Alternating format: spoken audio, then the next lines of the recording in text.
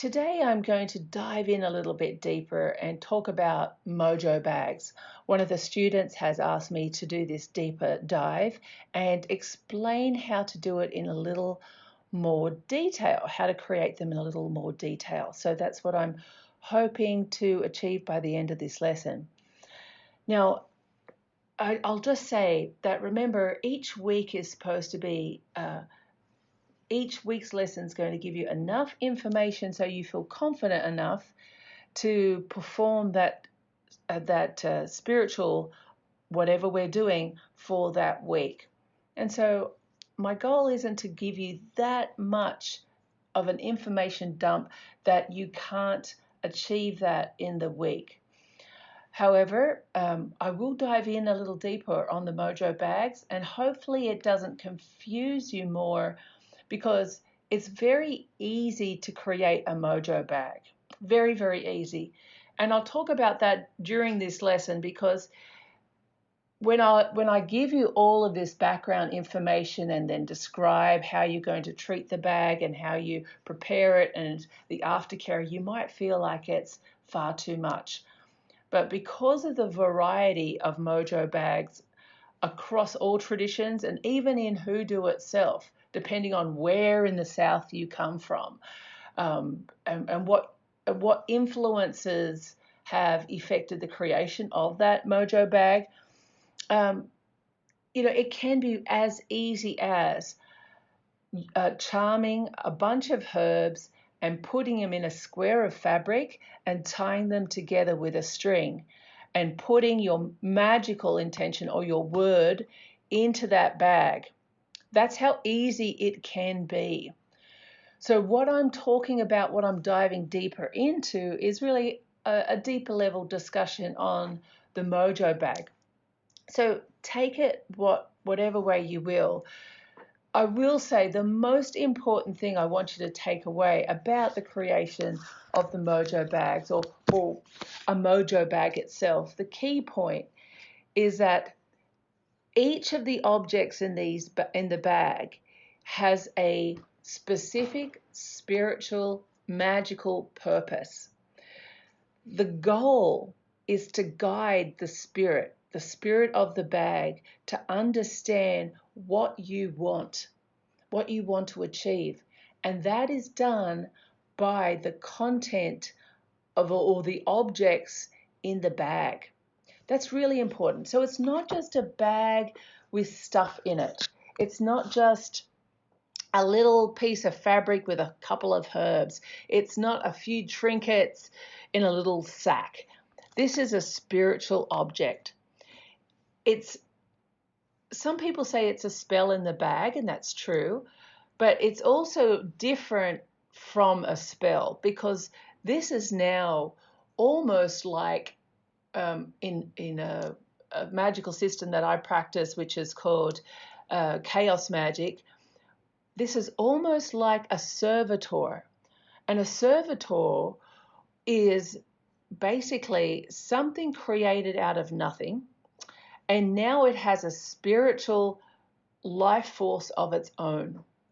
It is fed, so to keep it alive. So that's another key point of the Mojo bag. You need to feed it in order to keep it alive.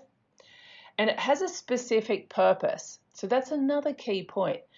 It has a specific purpose that it is supposed to achieve. And that is, the purpose of it is really based around all those herbs or trinkets or personal concerns that you're going to add to this bag.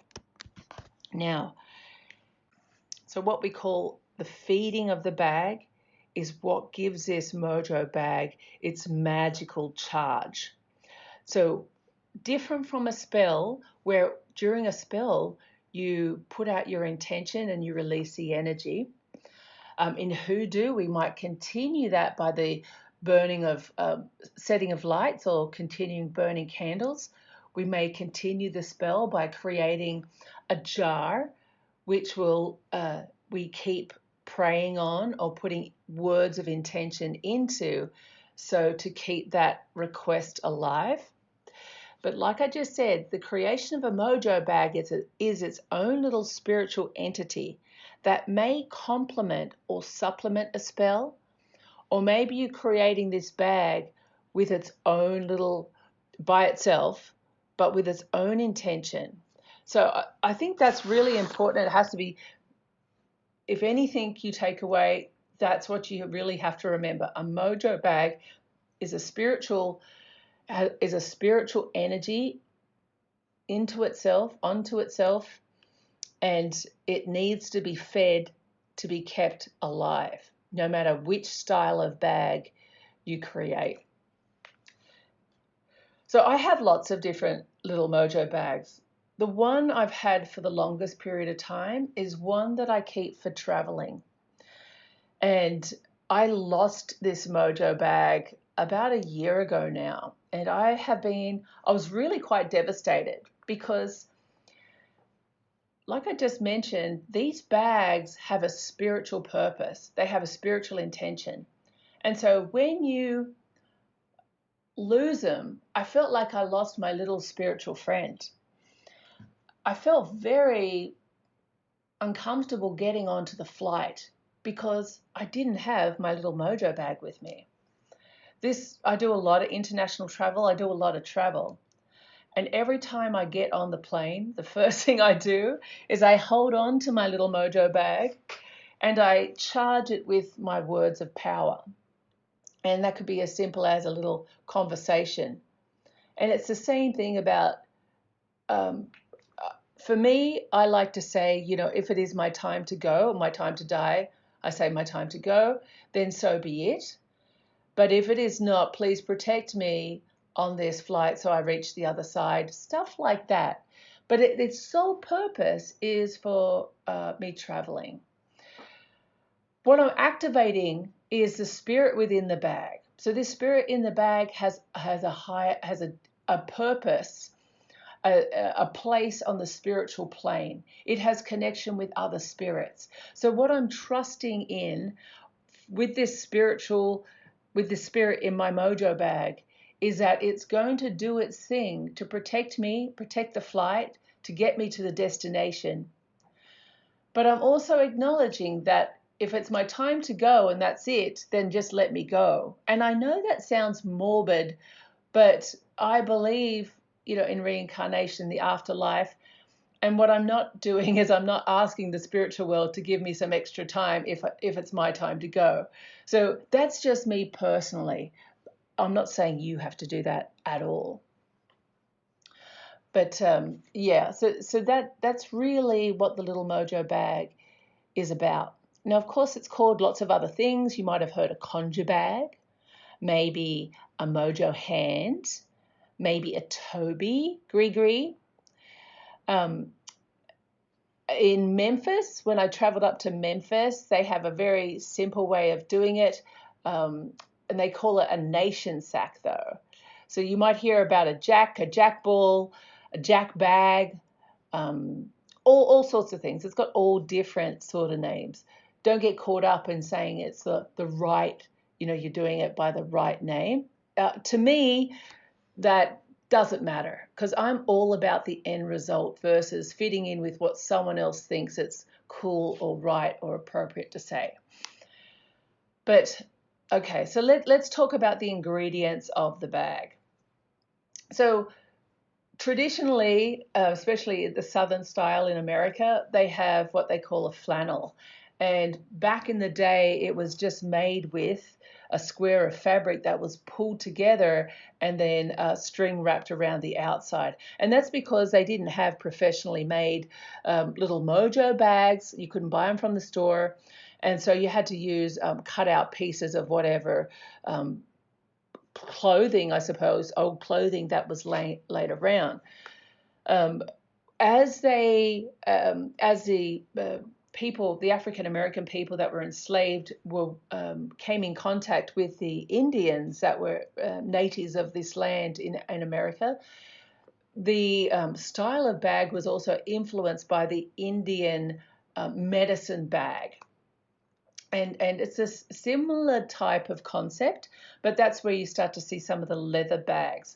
And I love using the leather bags because some of my long-term Mojo bags, such as my travel Mojo bag, was made, was created in a leather pouch. That's because I always wanted to keep it. I didn't want to ever let it go until it got lost itself. And and just to finish that story, in case I don't finish it later, that's okay. It's gone, and it served its purpose. It was probably tired, and that's the way I looked at it. It was meant to be.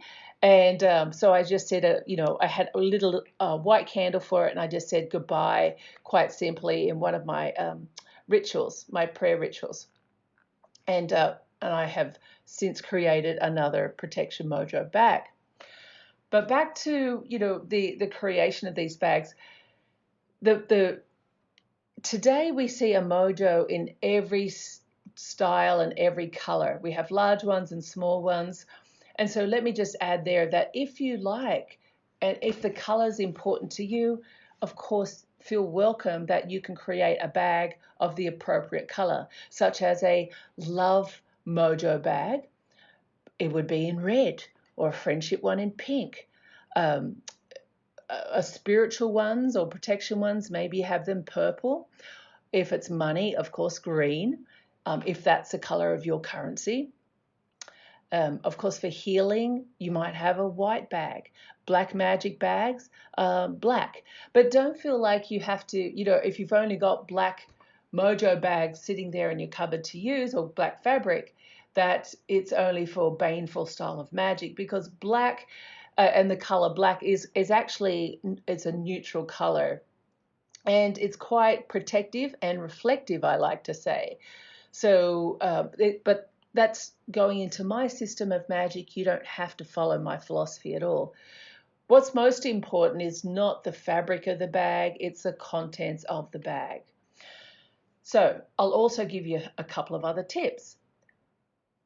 I spoke about having a leather Mojo bag, but should you have a leather Mojo bag if it's for a purpose, of a short-term purpose, such as drawing money towards you for a period of time? Well, no, I wouldn't have or use a leather Mojo bag. Leather ones are a little bit expensive. You can buy them for around, I think they're $10, the little leather ones. But I can use something much more affordable, or a piece of fabric, and that way I feel like it's not wasteful. Wastefulness is something that I don't like. So I'll use a piece of fabric or a cheaper little Mojo bag, maybe of the appropriate color, maybe not. And that way, when I have to dispose of the Mojo bag, because some of them you do bury, it's no big deal. So just choices for you. So let's have a little look about the most common objects found in the Mojo bags, which are roots, herbs, minerals, personal concerns, petition papers or name papers, all different types of spiritual objects. So all animal bones and that type of thing, that's a spiritual object. Things like graveyard dirts or different other minerals, they could have a spiritual content. Personal concerns are quite important, especially if it's a Mojo bag, to influence individuals, I think. How many objects to put in the bag? So modern Hoodoo Mojo bags have at least 3 items, but it really will depend on what you're trying to achieve. I definitely work in odd numbers, so I do follow that. For example, you might put 1 thing in a bag, or 3, 9, maybe 7 things, but it's always an odd number that you're putting in the bag. Now, if I'm making a Mojo bag for someone, I have a trademark ingredient that I place in each of the bags. Now, another secret or key tip of a Mojo bag is its secrecy. So it's not something that is shown or shared or touched by another person. Secrecy is everything. And so your trademark ingredient or your trademark thing that you put into the bag, it's a secret. And one of the things, if you can't think of a trademark thing that you want put in the bag, consider your breath as one of those items. Only you have your breath, and everyone has a breath, but you have your breath. So think of it like that, if you like. For some of the Mojo bags, I do put parchment papers with seals, like from the Great Key of Solomon, or the Pentacles. I'll talk about that in this lesson too. I do use parchment, these little parchment papers with the talismans in the Mojo bag for extra oomph or extra power. I think that really works because those type of seals have had a lot of power or intention put into them by individuals across the world for centuries. They were created for a specific purpose by true ceremonial magic style rituals, and they have their own life force or power without you even starting your spellcraft on them. So what you're doing is tapping in to something that's already pre-existing and adding your little change or edge to that. So when we're looking at the seals, such as a seal of protection from either the seals of Moses or the seal of Solomon, these seals that you're using are going to give you that edge for your Mojo bag. Now let's look at fixing the Mojo bag once you have made the Mojo bag. Fixing it or feeding it kind of means the same thing. Basically, you're fixing it by some liquid of some kind. Most commonly, it's with alcohol, such as whiskey, but also I use like Hoyt's cologne or Florida water for most of my bags. For my sex or love bags, I'm going to use body fluids, such as my blood, my period blood, or even blood from my finger. I'll prick my finger with a lancet and put it in each of the corners of the bag. You could use, for a baneful style of bag, you could use spit or urine. And if you're not into doing anything like that and you don't have alcohol, that's cool. Of course, there's the normal Conjure style oils, your love attraction oils, your money drawing oils, King Solomon oil, whatever you have there, of course, that's appropriate too. Now, the idea is that you're not going to let these oils soak through the bag. You're just going to dab with the liquid a five little spot. So a spot in each of the corners and then a dab in the middle. And that is enough. How often would you do it? I'd say about once a week. Okay, probably about once a week. And you're doing this, remember, to keep the spirit alive. Now that we went through that, remember I said afterwards, what do? You keep it hid. Depending on the type of Mojo, where do you keep it? Sometimes you keep them on your body. For example, like my Protection Mojo bag, when I'm traveling, it's on my body at all times. It was a medicine style bag. So it had a long leather string, and then I'd wear that around my neck, and it would sit basically in between my breasts. So in my bra, between my breasts. That's where I wanted to keep it, touching my body. That made me feel so comfortable. And knock on wood, I have not had an issue with traveling ever. Could be lucky, but maybe it was my Mojo. But like I said, when I couldn't get on the plane without my Mojo, I nearly cancelled my flight. I was so stressed. So I had to grab another talisman of mine to help calm me down. But still, I missed my little Mojo for travel so bad, and I even miss it right now. It's like losing something that you love, like a pet or something. Like I've got to tell you, I'm really close to it.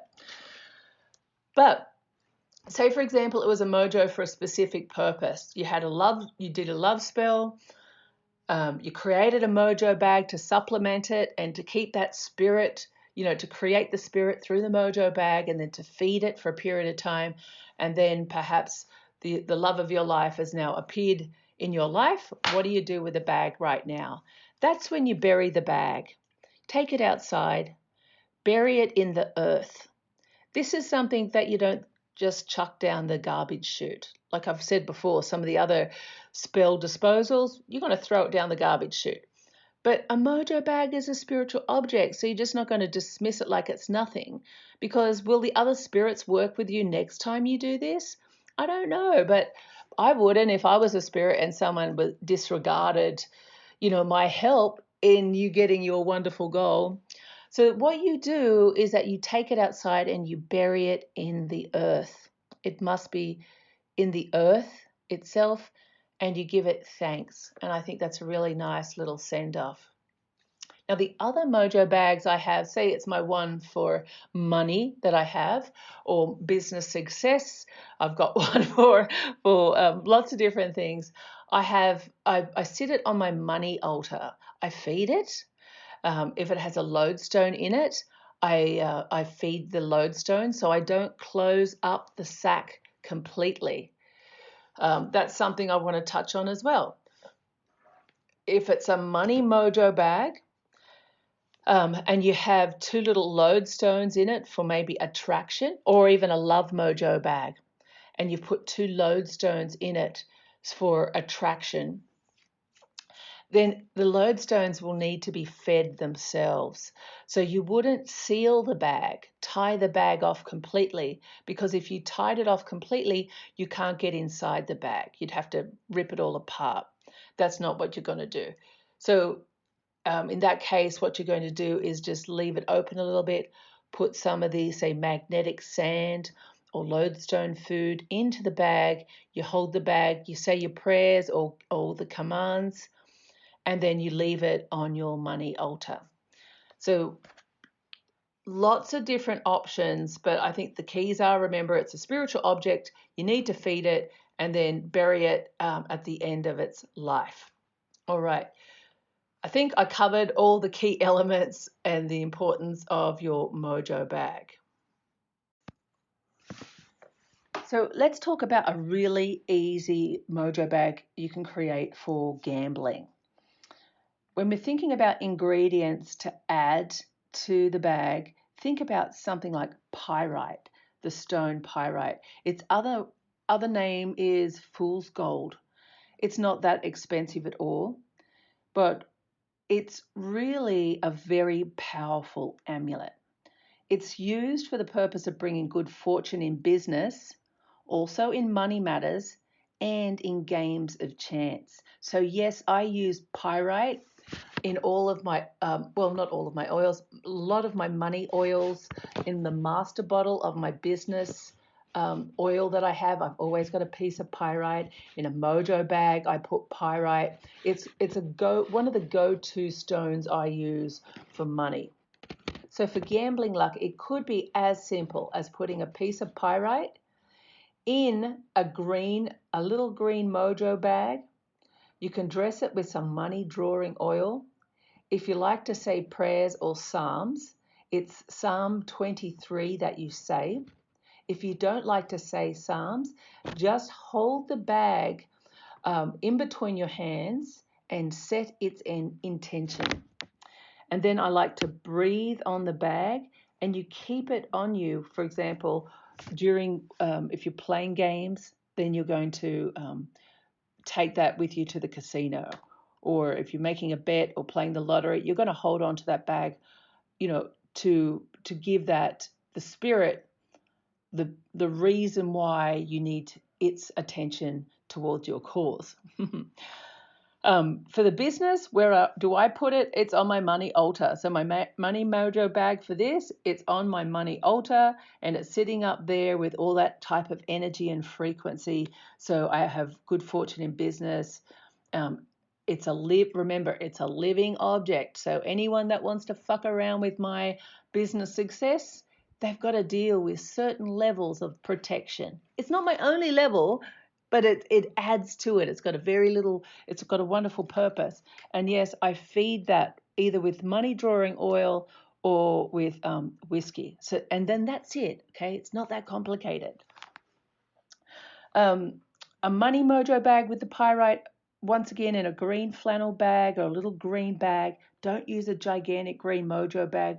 You want something small and inconspicuous, so you can just throw it in your handbag or put it in your pocket, and you're not got a chunky mojo bag full of objects bulging out of your pocket. That's not too sexy, is it? But in a money mojo bag, you probably want to put things like, say, a piece of pyrite. You could also add a lodestone or money herbs such as cinnamon, nutmeg, allspice, Irish moss. I don't use a lot of Irish moss, to be honest. Bayberry. Bayberry is fabulous for money, period. Go and get yourself some bayberry. It's really important. And of course, High John the Conqueror. Now, High John the Conqueror, talk about a traditional route.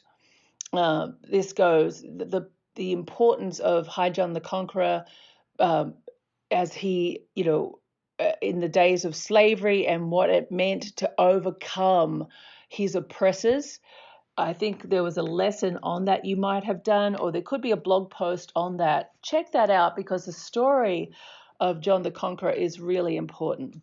And so if you're dealing with money issues that you need help or his strength to draw upon to overcome that challenge, you're going to add a piece of High John root to that bag. But just remember that important ingredient when you're feeding that bag, or when you're calling to the spirit of that bag. Maybe you're calling to the spirit of High John.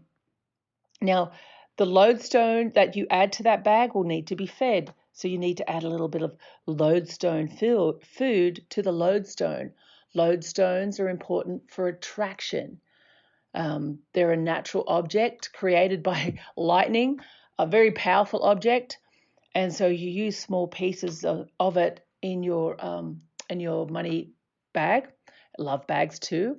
In your Love Mojo bag, you'll probably use a paired lodestone. That's a male and a female. They do come in pairs. If you want. It's not hard to do. That's another type of lesson. I think I've already explained that as well. But once again, you put those objects into the bag. You could put also a personal concern of yours, such as some of your hair, a blood, or something that's going to link you to the bag.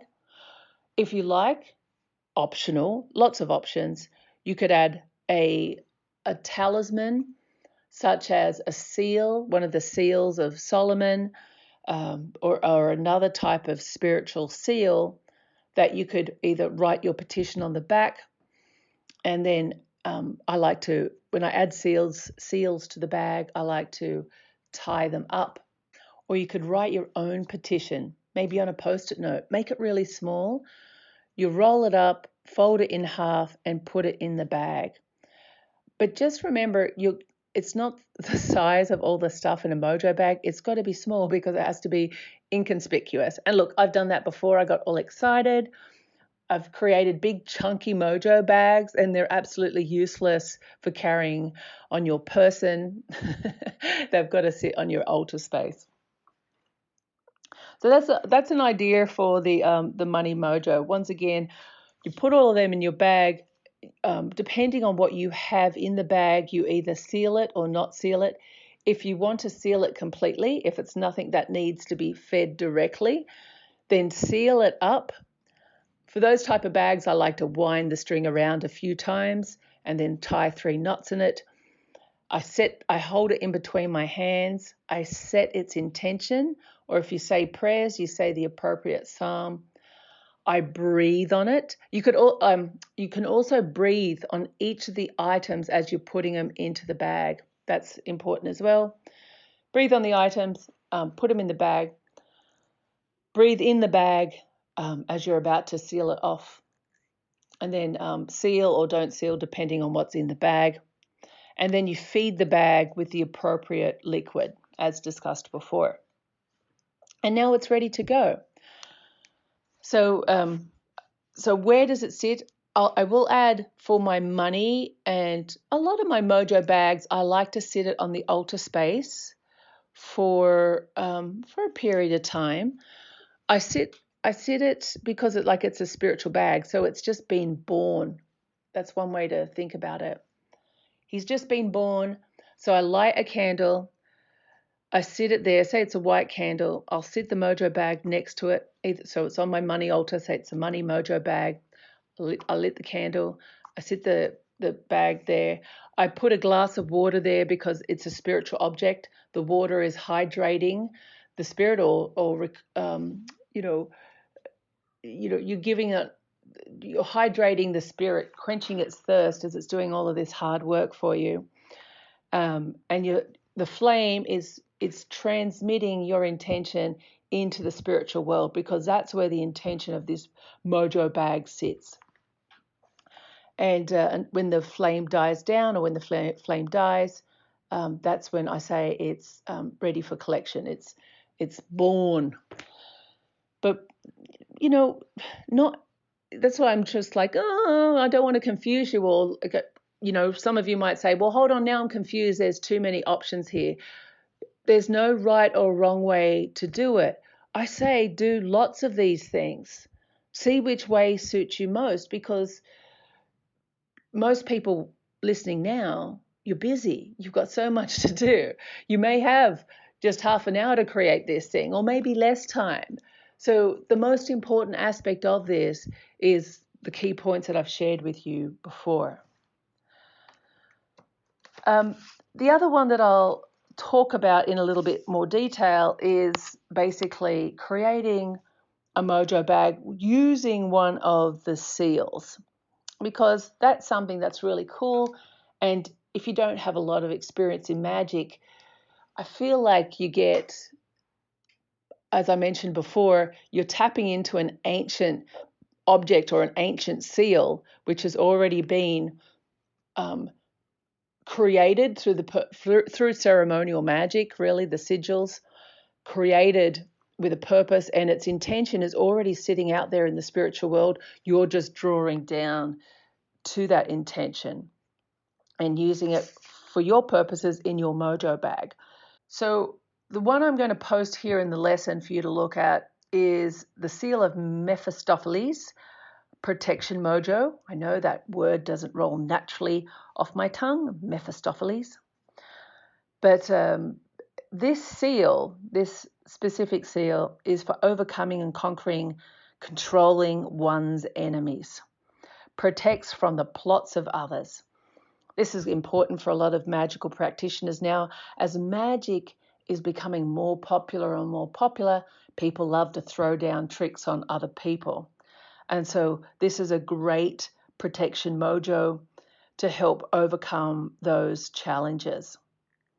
Now, you could wear this bag or carry it with you, but you don't want to create a large bag where it's going to be a pain in the butt to carry around with you in day-to-day life. You might create one where it's just near to you at all times. So maybe it's thrown into your handbag or thrown into your wallet. Keep it small and tight. That's a tip. So basically what you're doing with this bag is that you're going to write your name, date of birth, and a word or two of what you want the seal to do. Now, sure, the seal, like I said, already has a purpose, but are you connected to that purpose? So just put down what you want it to achieve on the back of the seal. I will say that don't start writing Dear Diary type of things to the spirit. Like, it's not your therapist. Keep it tight. So many clients do that. I always say, keep reducing your goal your petition until really it's a single short sentence, or even a single word from things are probably, not just protection. But you want to keep it really tight. It's not your best friend. It's not your diary. You put the seal in between your hands, like in a prayer position, and hold your hands to the center of your chest. And of course, say something that means or has importance to you. It doesn't have to be that. You're going to drop I like to put the oil on my fingertips and put a dot of it in each corner of the seal, and then I like to put a dot in the center actually. You fold it into a small square and you're going to put it inside the bag. Next, you're going to hold the root. And this is a John the Conqueror root. Remember, I said there's significance in Hoodoo for John the Conqueror. And what you do is call to the protection of John the Conqueror to come alive and help you with. Then you're going to say what you're wanting, the same thing that you wrote on the seal, and you'll place that in the bag. Next, you're going to get one of your own personal concerns, such as a fingernail or some of your hair, maybe a cigarette butt or a drop of clothing, something small. Otherwise, just a drop in your blood, a drop of your blood. You could spit in the bag. I don't spit in those type of Mojo bags. I do in my Mojo bags for my enemies. And of course, then you're going to breathe in the bag at least 3 times, putting your life force into the bag. You can now seal this bag, and I would seal this bag shut. Like that. This is one that I close completely. It's never going to be opened again. In fact, for this one, with the seals in it, I don't like opening them ever. And if someone was curious and found it and opened it, I would say the bag is now dead and I would bury it. Once it's created, I like to keep, like you could either do what I said before and keep it on the altar, burning a candle next to it to really for the activation. And then you're going to keep it on you directly. When you feel like you can have, like you've already created that energy and relationship with the little bag, maybe then you leave it on your altar or your nightstand or somewhere of importance. Remember, it's a little spirit now. And somewhere that you're going to go back and feed this bag every single week because it needs to be fed to be kept alive. And once you've finished with that specific protection Mojo bag, that's when you take it outside and you bury it. I hope this is really going to help you understand the logic behind the spiritual purpose of a Mojo bag, and that you have confidence creating your own Mojo bag because each of the objects that you're going to choose to put in the bag has a reason, and you understand that the bag's the spirit versus just following what some book says or what some person says is important for their Mojo bag. You're going to research and look at all the objects that's important for your Mojo bag. So if you have any questions or you want to talk to me about the objects in the bag and stuff like that, feel free to ask me. That's why I'm here. All right, bye for now. So